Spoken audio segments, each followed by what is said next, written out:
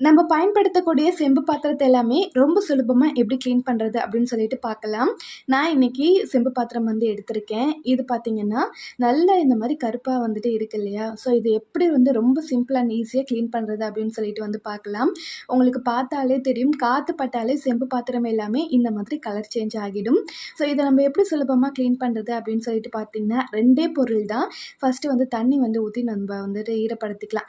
அதுக்கப்புறமா லெமன் வந்துட்டு ஒரு லெமன வந்து கட் பண்ணி வந்து எடுத்திருக்கேன். இது கூடவே கல்லுப்பு வந்துட்டு எடுத்திருக்கேன். ஸோ சால்ட் கூட நீங்க யூஸ் பண்ணலாம்.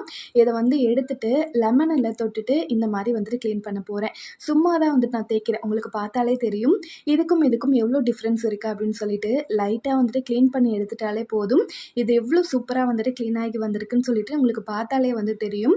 நீங்க அப்பப்ப வந்துட்டு இந்த மாரி கிளீன் பண்ணி எடுத்துட்டீங்கன்னா, செம்பு பாத்திரத்த நம்ம ஈஸியாவே மெயின்டெயின் பண்ண முடியும். வீடியோ பிடிச்சிருந்தா கண்டிப்பா லைக் பண்ணிட்டு சப்ஸ்கிரைப் பண்ணிக்கோங்க. பாய்.